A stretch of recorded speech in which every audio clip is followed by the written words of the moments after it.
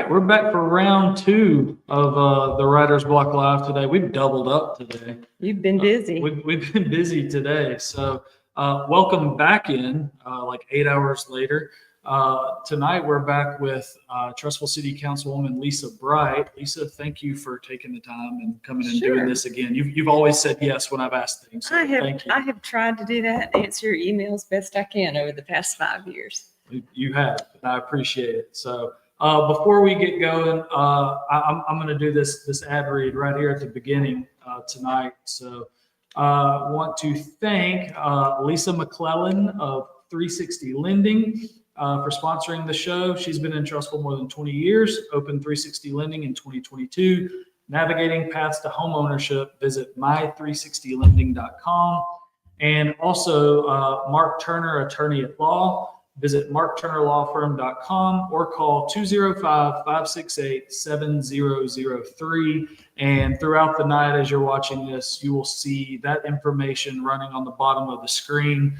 So you can, if you didn't hear it at the start, you can check it out there. So appreciate you swinging by, Lisa. You just want to dive right in?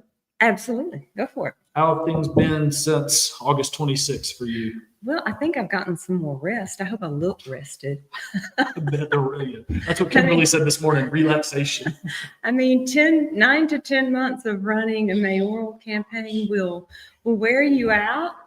It was rewarding. It was challenging all at the same time. So I feel like I'm in a good space. I'm just, getting back to where I started, which was foundation work, and I'll continue to plug on with the Will Bright Foundation, and we'll continue to be in Washington, D.C., pushing for good legislation and the opioid crisis and options for people with their pain management. I'll be in Montgomery. I'm still around. I'm just not serving as city council anymore. What was the 9-10 months of campaigning? Because we did that podcast in what? December, because I had a Christmas sweater on. I remember. Gosh, December, and that's 9 months away. Truly, what was your day to day like? How grueling was it, that whole process? At the very beginning, it wasn't terrible. You just kept trying to stay organized, and so once it really started rocking along. Early spring, and then when we got a third opponent, when JT Smallwood came into the campaign, of course that really heated everything up, and the interest in the Facebook and socials just went a little berserk at times. But really it was just trying to stay organized and make sure you're covering all the things that you want to do in the city and the issues at hand, and be current and make sure, all through my 5 years, I felt like I was very present, attended most every ribbon cutting that I possibly could, rarely missed a city council meeting, BOE meeting, IDA meeting. So I was already doing all those things, but you may be a little more hyper-focused on making sure you were available not only for that, but to meet with people that wanted to talk to you and see what your plans were if you were to become mayor. What does it truly take to make a decision like that, to step out and be like, you know what, I'm gonna go for this? It's a big decision. You need to have your family behind you for sure, and your friends and your prayer life. That's for sure as well. It does take a bit, because you're putting yourself out there to the general public, and not everybody is your friend, and you find that out very quickly. And especially the ones that are maybe a little more vocal on Facebook than others. Stay out of those comments. and you can't wear your feelings on your sleeve either. You can get yourself very intimidated or upset based on what people may say or think about, whatever. But then there's that whole other side that are your cheerleaders and your warriors that are for you. So, it's a mixed bag, but that's being in public life, period. I don't care if you're running for an office or you're just out in the public a lot. You're putting yourself out there, and there's a risk that goes along with that. Yeah. Throughout that, you've had a month out of it. Right. What did you learn about yourself? Probably the biggest thing is that I'm pretty strong. I am resilient. I'm stubborn. I'm a lot of things. Sometimes I think, "Woo, you were crazy to even do this," but it was rewarding at the same time. So yeah, I'm just grateful. I'm grateful I had the opportunity to do it, had the opportunity to serve for 5 years, something I never really saw myself doing, say 10, 15 years ago. It was never on my radar to even remotely do that. Yeah. Let's talk about these last 5 years, because y'all did get the extra year. Yes, we did. We'll start with the good. That's a lot to cover, but like what's been good over the last 5 years? Oh, there's been so much good. First of all, we have a fantastic city that we live in. If you live in the city of Trussville, you are a blessed person. We are a good city. We are a safe city. We have fantastic schools, and we're just an overall good community. Probably the one thing, if I just named one that I feel like is going to leave the longest lasting legacy, would be Leadership Trussville. And you and I talked about that back in December. Just look at this new election. So out of 5 city councilors and the mayor, 3 city councilors and the new mayor are alumni of Leadership Trussville. So the mayor Choate had this plan and dream to start Leadership Trussville, to develop young leaders, or not necessarily young, but just leaders in the community that wanted to know more about Trussville and get more involved. And it's really paying off, because you've got so many people that ran for office that obviously had never run before. Probably one of the bigger, we had 4 new councilors. 5 years ago, we had 3 new councilors. So it was a little bit more of the same mayor, a little bit more of a turnover, but it came from Leadership Trussville. And I think that's going to be the thing that we see that leaves the longest legacy, what Mayor Choate dreamed of having and what this council made it come to fruition. And it's starting year 4? Fourth class, yeah. 4th class this year. So I was class 1. Yeah. And it's a great program. So I encourage anyone whether you want to serve in politics or serve on a board or just learn more about your city, to get involved in it. I think that would probably be the thing that's going to be the biggest lasting memory. Other things that we've done, goodness, can't even begin to start. The entertainment district was finished. So, that started with the council before us. So it started with the Mayor Choate's first council. And then we were able to kind of put the finishing pieces on it. The loop road's being constructed. Goodness, all kinds of. The Valley Road extension, when did that finish? Valley Road, was that it was a little bit pre, yeah. It was during that time. We did the Commerce Lane connector piece that helps the people that live off of Camp Coleman be able to get around the train. Shoot, I live in Stockton and use it. Huh? I live in Stockton and I use Commerce Lane. I know. I live in Trussville Springs. I would love to have something like that. Especially after school now, because now I'm doing, we've got a kindergartner. So leaving school in the afternoon from the University of Payne Elementary and trying to turn left out of there at about 4 o'clock is impossible. So we just go right and then go down, not Commerce Lane, but we go across the tracks there and kind of go through the industrial park past McPherson and all that. And you've got another way out, which is so valuable. So grateful we were able to do that project as well. Yeah. Leadership Trussville. That would have to be. And then of course we got our schools, how the awards and all the things that we've won through our school system. We have a new school superintendent. This particular council was able to appoint all 5 school board members, which has never happened before, because we've never had 5 years with one city council. Yeah. So that's kind of unique to that. I know that the process will probably change in the future, but we kept the same process for 5 years. And so I'm proud of that. Right. Yeah.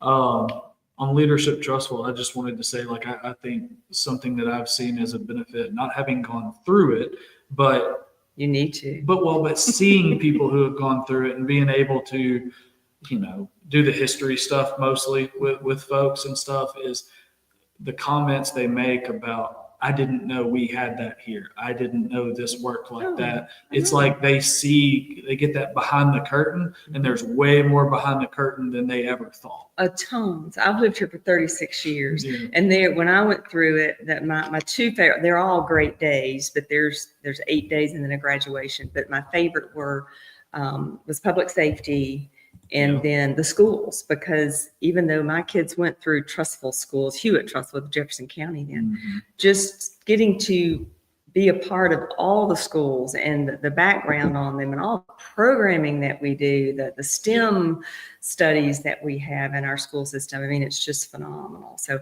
I learned so much on things I thought I knew it all, but I didn't. Yeah. On the other side, what's been the hardest things in the last 5 years? What's been bad? Well, I mean, you always have, whenever you're in this role and you've got a decision to make, and you're going to try to make it the best you can for the whole community, which is a lot harder than you think, because you have your ideas, and then someone comes before you at council. They present their ideas. Their ideas are not wrong either necessarily, but which way do you go that represents the whole community? That's probably the hardest thing as a city councilor to learn to do. To be present is very time consuming. Oh gosh. I would be gone 2-3 nights a week. I'm surprised it's not more than that. It can be, depending on how as much as you want to put into it, you could make it a full-time job. You really could. You just don't get paid like a full-time job. No, you don't. It's borderline voluntary, but it's all good. You know, you've helped create a space in your community that you hope will leave a lasting legacy there. So the hard things are you got to realize you're not going to please all the people, but you try to do what's best for the whole community. When a hardship comes up and you've got people that are very upset in front of you, learning to be a good listener. Mm-hmm. And take that into consideration. Maybe they're coming to you with a lot of emotion that you may not share with them, and understanding how to mentally cope with that and keep your composure and keep your respect towards that person. Those are sometimes hard things to do. Oh yeah. When people are hollering at you. Yeah, I wouldn't want to sit up there. No, it's not great, but it's part of it, and it's something that you need to learn because I mean, not you. I mean, just anyone that's in public like that, making decisions for your city. You need to know that you can make those decisions and feel confident in them, and hope that you can share. Another thing that I feel like is so important that I really tried to work on is, if you didn't share the same, that you maybe reached out to that person and explained it. Sure. 9 times out of 10, if you get an email or a phone call and somebody's really upset with you about whatever decision was made, if you pick up the phone and call them or sit down and meet them for a cup of coffee, you can kind of come to a happy medium. Sure. It really is amazing that you can do that. Not always, but that's something I think is very important, because you want to be able to build camaraderie with your community. I think another thing that was so good that this current mayor and city council had was that we didn't have a lot of divisiveness between us. We didn't always vote the same. And if we didn't, we still respected each other. Yeah. And I hope moving forward that continues, because you get so much more done when you treat this job as professional as you can. Yeah. And you may not agree with how this person next to you voted, but they have their opinion and you have yours. And at the end of the day, we make those choices, we vote, and then we're respectful and we move on to the next project. That's right. That's right. Would you do anything differently over the last 5 years? Oh, I don't like those kind of questions, because I don't ever like to go back and say, oh, I wish, because, that's not a good spot to be in. I mean, you always think, here's one thing. I wish I had, and I don't know that this could have even happened. I wish I'd really known what it was going to be like. You have no idea what it's going to be like. Like when you start, so, you get elected and you're all excited and you think you know exactly what's going to happen. It is nothing like that. Jamie has said that a lot. I didn't know what I didn't know. Absolutely. It is nothing like that. And I don't know if there's anything that could have better prepared, because I went to several council meetings leading up to running but council meetings and then actually being a councilor and attending all the things that you need to attend and be educated on the things you need to be educated. it is a lot more than that. So just maybe understanding more of what it actually looks like in 3D would be helpful. Yeah, it's a lot. But anyway, we'll move forward. We won't talk about those garbage fees that we're No, it's implementing, not right? traffic, trains, and trash. We're not talking about any of those. Well, That was one of my favorite things on my social media. I love the alliteration. As a words person, the alliteration was But it's true. I mean, Mayor Choate and I were It's in true. a leadership class, economic development. And they said, you got to come up with three things that are the most complained about. So we're sitting there and we're like, okay, Train. well, the train, that's always a problem. And worried then there's about it. then there's that Well, traffic. you worry about it even getting here. I was like, do I get in the turn lane or do I just go Exactly. to water? You always think there's trash. And then of course there's trash. So really it is the top three, and it will probably always be the top three because those things are a big inconvenience to people and they're hard to necessarily control. Yeah. Got about a month left on your term. Yes. How do you want to finish out? Oh, I'm gonna finish strong. I'll finish up with all of mine. I've got one more BOE meeting, Board of Education meeting, one more Industrial Development Authority meeting, 2 more council meetings. I will miss the last council meeting. I've got an out-of-town board meeting, but I'm gonna finish strong, and I've continued to do ribbon cuttings, and I mean, I'm still a representative, so just continuing to do the things that I have done, and Yeah, because I've seen various cities, because so many cities surrounding us, near us, 20 minutes away from us, excuse me, have had, turnover this time. And it's like, you see some groups, like some cities, like just kind of pack it in if they're, that's not me. And then you've seen others who maybe try to force stuff as quickly as they can before they're out, so to speak. How do you see this group? Because there is a lot of turnover with this group. Is it just working right up to that last day? Yeah, I really do see it. I said, so it's me and Alan and Perry and of course Mayor Choate. Yeah. And we're all doing our same liaisons like we've done for the past several years. Yeah. We're continuing to, I don't have to meet with people like I did before, but we'll continue to push things. We had a huge agenda last council meeting. So those things are not getting pushed to the next city council on purpose. I'm sure there's some things that'll be best for the new city council to approve, make more sense than an old city council. But no, we're continuing to work. Mayor Choate said he's going to work not going to quit. He's going to keep working, and I believe him, and so am I. So I don't see any reason. I was elected through the month of October, and I will serve through the month of October. That's right. I tried hard when we did election night. When me and Zach Steele were sitting like this, Buddy Choate ended up standing like over there and was just kind of watching us and stuff. And I was like, get over here. Like, we'll put you over here. And then he just like took off down the hall. I tried to get him on. He wasn't having it. But he's going to do this. So. Oh, good. Well, that'll be fun. Oh, he'll have lots of stories to share. Oh, yeah. It'll be hard for me and him not to just sit here and talk baseball. No. Yeah. But he's a friend first, and I thoroughly enjoyed working with him in a professional manner, and he's just done a great job. I have tons of respect for him. Yeah, I took so I take the Leadership Hewitt Trussville group, the high school kids, every December. So it's coming up soon. It'll be our 3rd year, where I take them on a 2-hour historical tour on the bus through Trussville. So Amber Benson just kind of tasked me with like, come up with whatever you want, just make it last 2 hours. And I was like, I can do that. And so we made this tour and all this, and then we kind of pick up at Heritage Hall. We do the tour around the city. We kind of make a big loop, and then we end back at Heritage Hall. They spend about 30-45 minutes in the museum, mostly looking for relatives and yearbooks and not much else. And I try to do on the long stretches of that drive, because we first go out toward Faith Community. There's some historical stories out in that area. So it's kind of a long drive from Heritage Hall. So on those long stretches, I try to do trivia questions, kind of like I did at the Chamber Luncheon recently and with Leadership Trussville, the adult group. And one of the questions I threw in this last time, now I'm about to say it, so I can't use it this year. But I said like, it was something like this this city leader or something like that was a Major League Baseball draft pick. And You so, did that at my leadership. yeah. And so like the kids, And I just happened to know it. and the kids were like, what?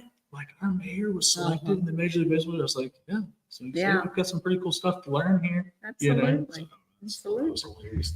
Now I can't use that one anymore. You can't use that one. Scratch it. Yeah, I gotta scratch that. We'll come up with other stuff. There's plenty to come up with. Yes. We might have just had a very big potential historical find in Trussville literally this weekend. I saw the little blurb on Facebook. Okay. The Warren is grist mill or whatever. Mhm, I didn't mhm. find it, but one of our I just videoed it, but one of our historical society members has done a lot of research on it, and it is. I said it in the little intro to the video. It's like kind of a little conjecture, but it's like educated conjecture. Like, hey, here's all the research he did. Here's kind of where we pinpointed things, and here's what we think this looks like. Look forward to it. And so now it's like, can we metal detect and low impact? Don't dig anything up. Just is there anything else that will prove further? I'm sure y'all will find it if you can. Oh yeah. Oh yeah. So that'd be cool to find the origins of the namesake of the place. Anyway, what's big for Trussville moving forward? What do you see from these last few years, that things that are going to continue with this next group? What big things do you see for them? I think the biggest thing that we'll see moving forward, of course, is growth. Sure. Our schools definitely will have to have that fourth middle school. Elementary school. I'm sorry, elementary school. I say middle school, elementary school. Could you imagine No, four middle no, schools? we don't want four middle schools. Heaven. No, the fourth elementary school. I think one of the biggest challenges, if you want to talk challenges, will Sure. be the SSUT. Oh, I yeah. think the online sales tax is. I know that's on Mayor-elect Short's mind for sure.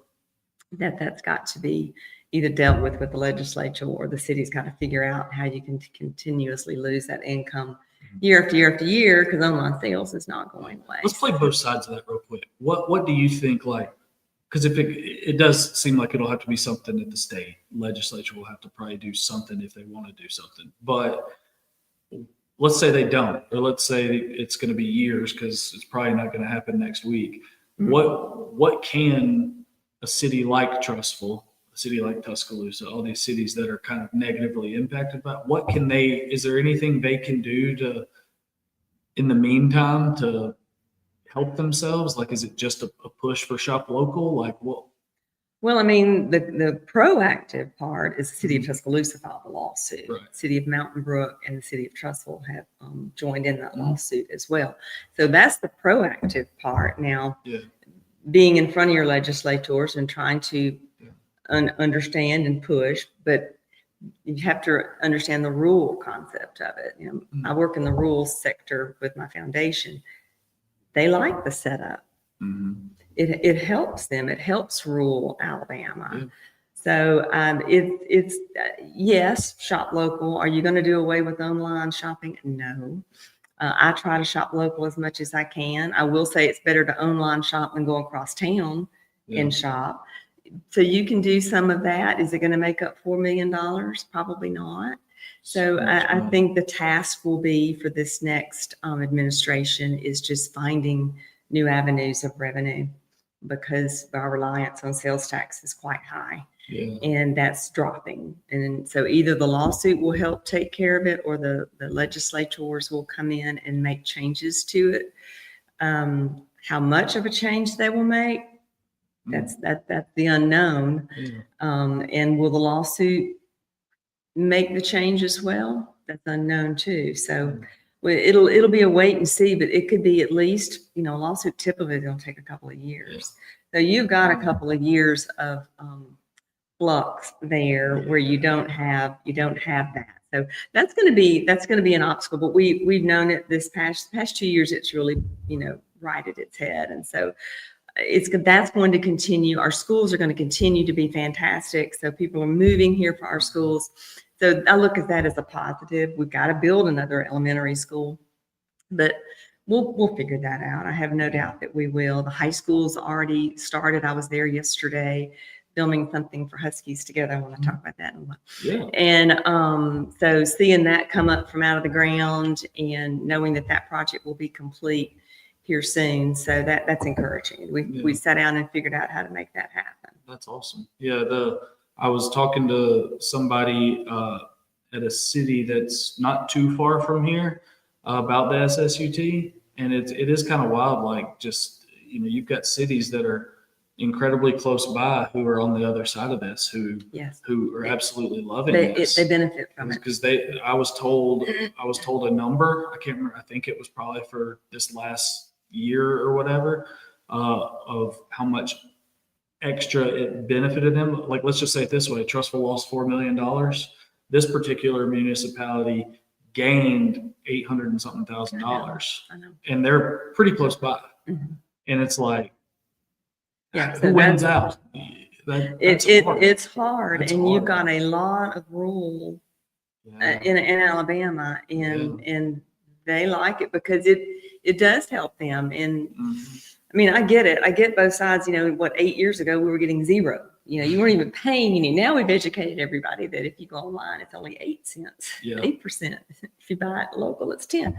But I'm more of a buy local because I like to see it. I like to go to the grocery store. I like to do that. But not everybody does. Not everybody has the time, and it will be an obstacle. But that will take some time to figure that one out. Yeah.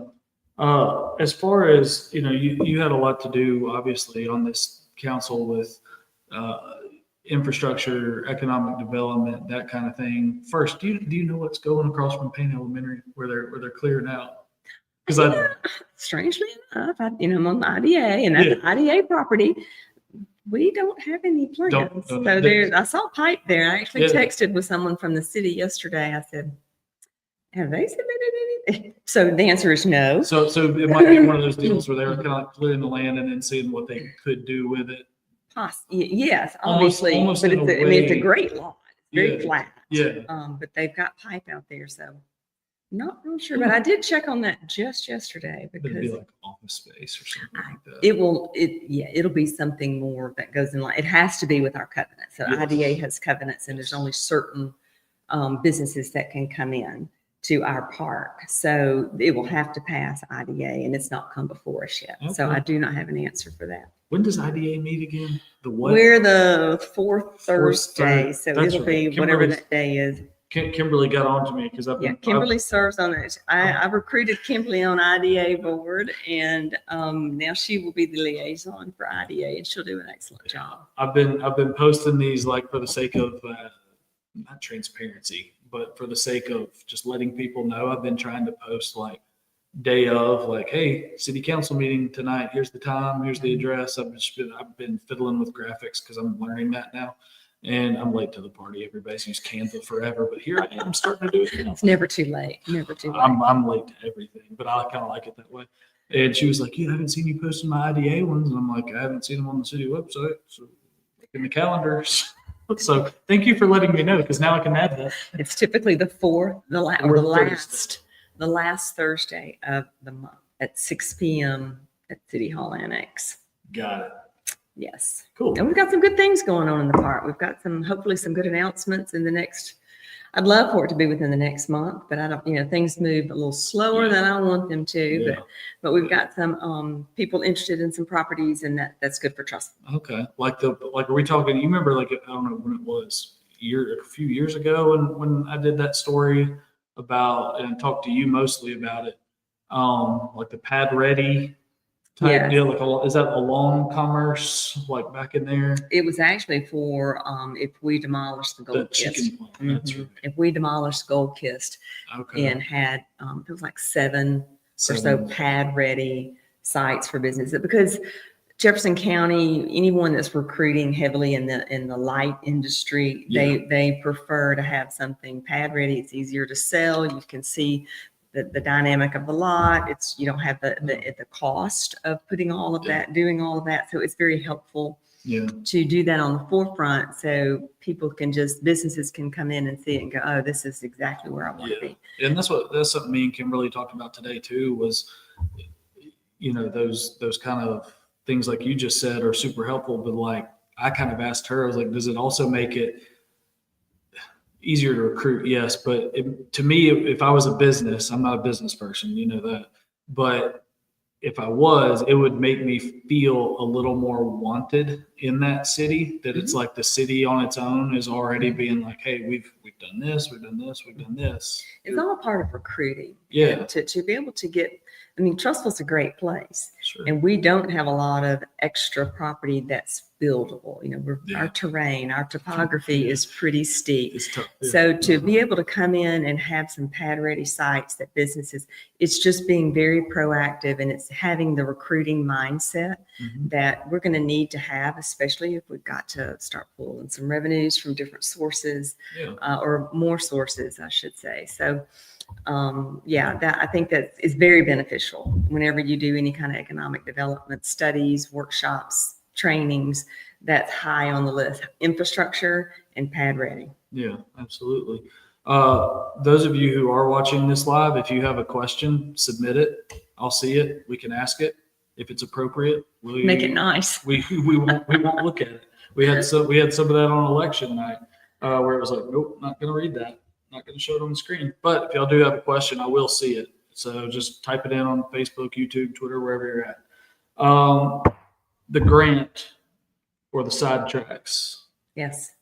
How, like, just from start to where it's at now, just kind of take me through that, how it came about, where it's at now, where it's going to be in the future. Okay. So we just got obligated, which means the grant will be funded. We've gone through that process, and we are in the process of doing the agreement, which is between Birmingham, Trussville, and Norfolk Southern. So that's gone through multiple sets of lawyers, as you can only imagine. And it's very important because it's the piece that the city is obligated to $250,000. City of Birmingham is $250,000. Norfolk Southern is $1.5 million. So they're very much, it's a 80-20 match. Yeah. So the grant was $10 million, with the $2 million is the match to it. So we had a meeting last week or the week before at Norfolk Southern. Actually invited Ben Short to go with me, and just to catch him up or get him up to speed on where that grant is, because we want to make sure new administration knows all the things that they need to know on this grant. So the process of finishing up the tri-agreement probably after the first of the year, and then they will start doing what they call an RFQ, which is to send out bids for engineering and design companies to come in and do the engineering. We'll get about 30% of that engineering done through this plan. This is the planning grant, not an implementation grant. So the overall big picture, not to get too nerdy on you, but Birmingham has an area that they're going to close 3 at-grade crossings and go with tunnels. So this will allow this neighborhood, a neighborhood in Birmingham is completely encompassed with railroads on all 3 sides. Oh, wow. Like completely. It's how that happened. The railroad was there first, but I don't know how it happened, but it did. So that will be their remedy on their side. On Trussville side, it's 2-part. Of course, the siding helps Birmingham as well, but on the Trussville side is to build the 4 miles of side tracking, which will basically give Norfolk Southern parking space for a train between South Chalkville towards Norris Yard. So there'll be no trains that, hopefully, unless there's mechanical, that will block South Chalkville.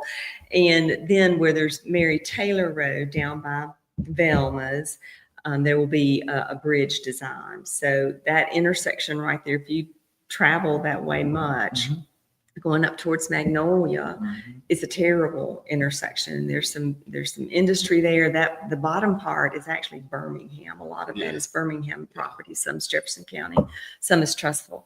So we'll bridge that, and then the 4 miles of side tracking. So there will be no blocked intersections from South Chalkville Road through Trussville. So that's the long range plan. But right now the planning part is the engineering part. It's on the move. It hopefully will be completely engineered within the next 2 years. And then Norfolk Southern and the two cities, Birmingham and Trussville, will go and write for buckets of implementation money.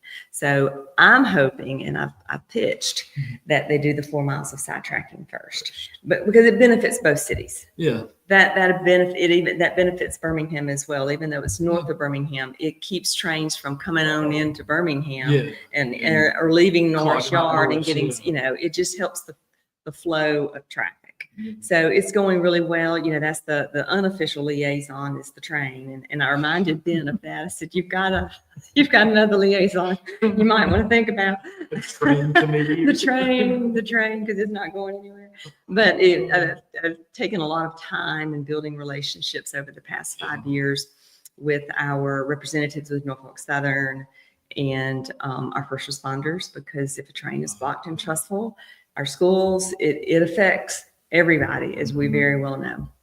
So just keeping those avenues of communication open is going to be vital.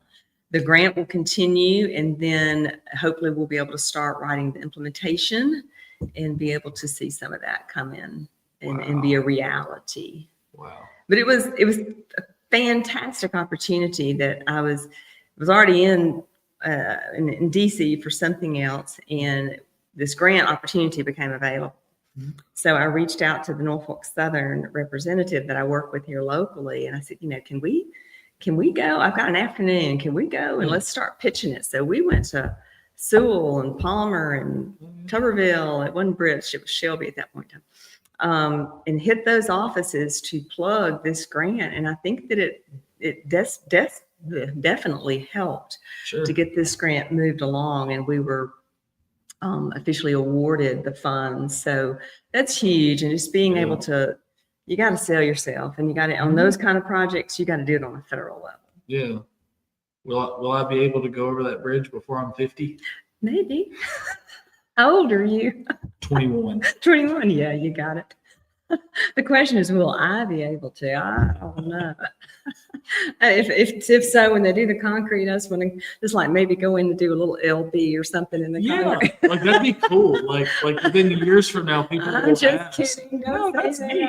That's pretty cool. I mean, like everybody who was a part of it, Go do your little signature, just a little small space on the corner would be great. That would be neat. That would be cool. Man, it's kind of what you were saying earlier. Like, people don't realize how much goes into that's just one thing. It's one small thing. That's just one thing. Now it's a big thing, but it is just one thing out of however many things, and that's just get ready. I mean, you can make it as big as you want it. You certainly can, and it can be very rewarding. Absolutely. Involvement going forward.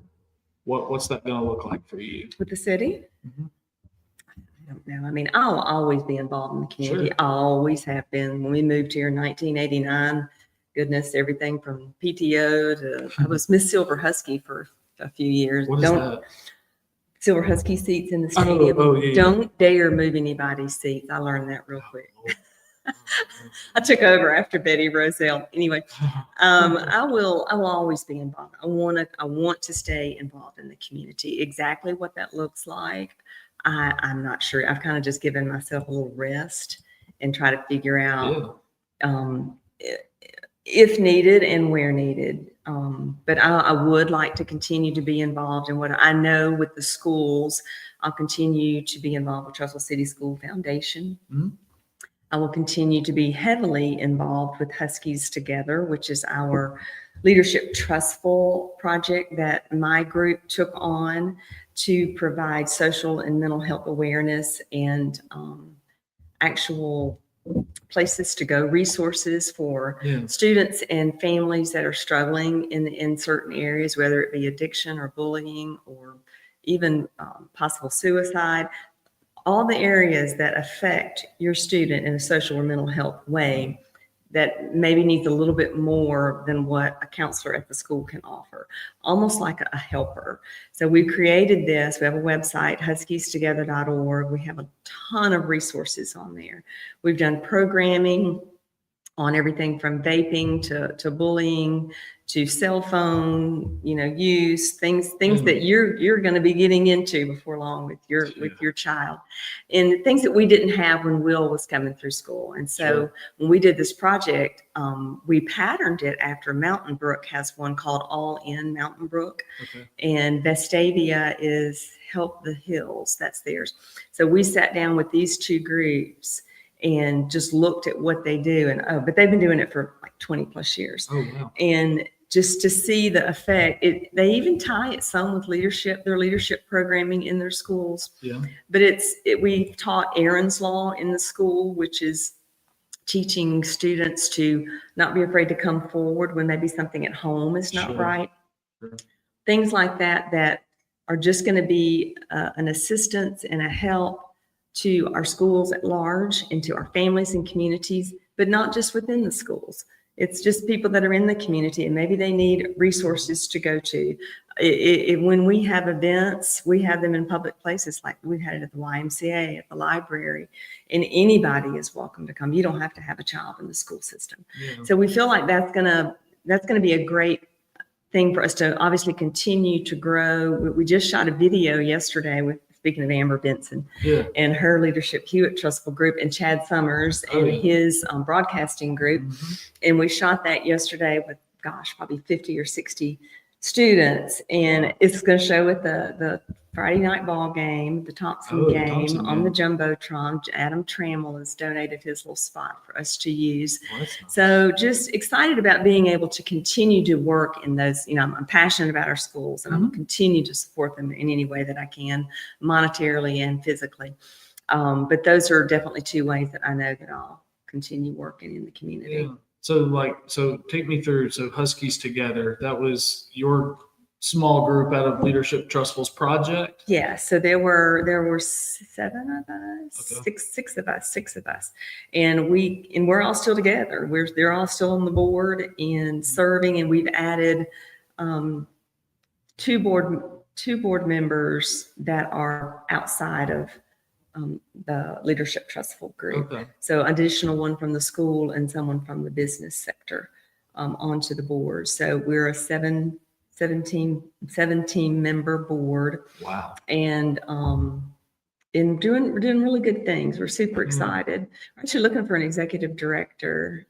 We're one that we had before has gone on to another position. So we just finished up that job description. So if anybody's interested, we'll be putting that out very soon. So it's a great organization. I think it's gonna do great things for families in Trussville, things that we haven't had in the past. How did y'all, as a group, just from the start of it, because I know y'all have to come up with a project, and at times Leadership Trussville has kind of a pool to pick from, I've submitted stuff to Christy before, maybe this, maybe that, and they can pick stuff. Did your experience with the Will Bright Foundation help kind of come up with that idea, or what? Well, I'm the opioid lady. What can I say? Just everything I do, it seems like it's tied, because it's so important. It's so important. Yes, I'm sure that was a heavy influence on it. Of course, we were class 1, and we didn't have other classes to go back on and say, oh, what did other classes do, and examples. We were kind of guinea pigs.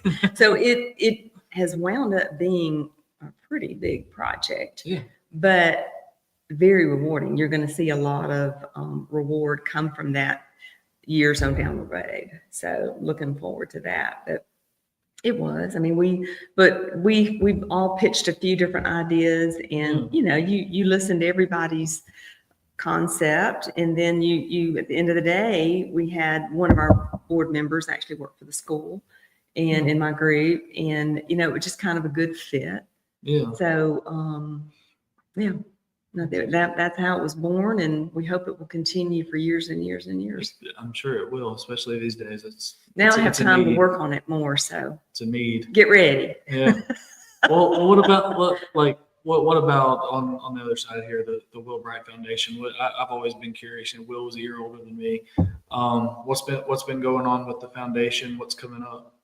Wow, we got a lot of things. In fact, things have been so crazy. My poor staff, kind of bless them, kind of left them out there on the islands, I think by themselves for a little while. But I'm back now. But so busy. We built a dormitory a couple of years ago that allowed us to expand our capacity. Okay. For those of you who don't know, we have like a 127-acre campus that was donated to us in Fayette, Alabama. So it's in rural West Alabama. And we just built and finishing up a community center that we're having a ribbon cutting for on October 19th. So we're super excited. Our programming is basically recovery to workforce. And we have just been able to piecemeal it together wherever we could meet. We can meet in the dormitory, but that means you're in one building the entire time.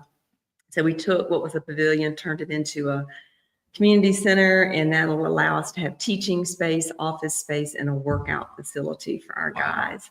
It's quite beautiful. We are very fortunate to have some very generous grants come our way, and just looking forward to the piece that is missing in their lives, which is having a trade of some sort, having a meaningful employment, and being able to take that forward, pay the bills, go back to their family, stay with us up to 2 years at a time, just really ingrain in them the importance of them and their life, their walk with Jesus, their family, having a job, all the things, the pieces that are the barriers for them that they can't, they don't have transportation, they don't have a driver's license, they don't have any of the things that you need to function. So we provide that, and we've just been so blessed to be able to do that. So busy times at the Wheelwright Foundation in Restoration Springs.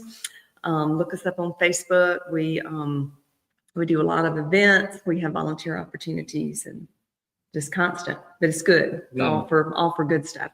Currently just serve men, but eventually maybe soon. Maybe.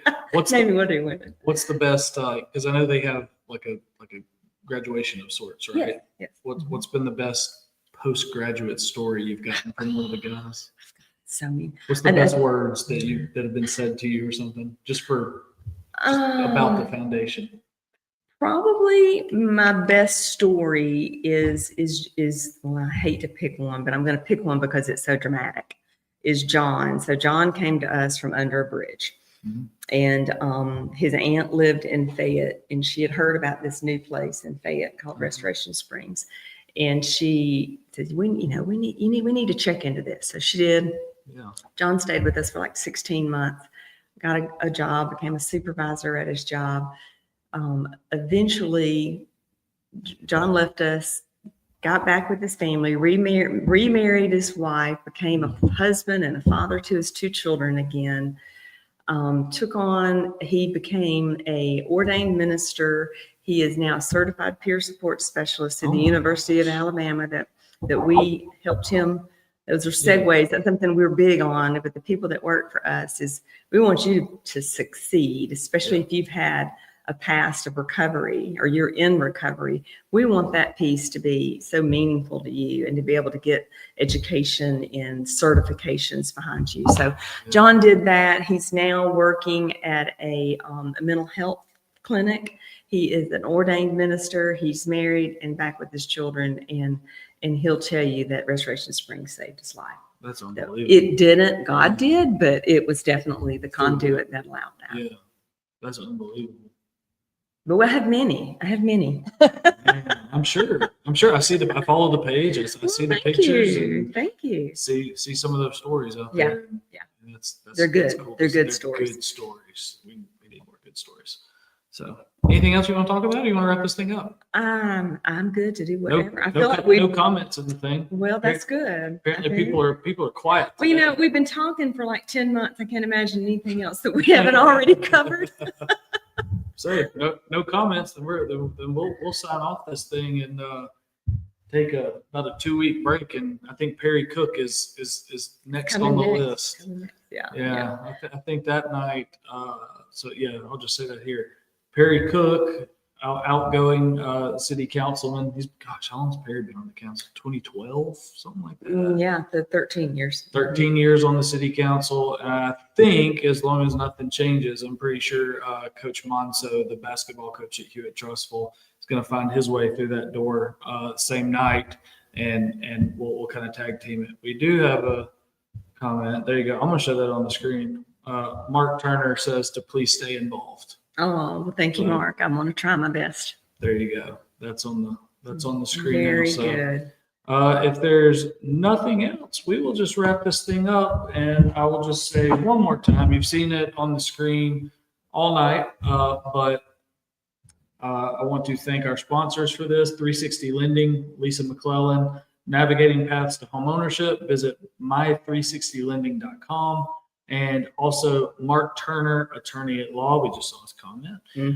Visit markturnerlawfirm.com or call 205-568-7003. Thank you guys for tuning in to 2 of these today. And thank you, Lisa, as always, for saying yes when I ask you random stuff. Absolutely. Absolutely. It's been my pleasure. Appreciate it.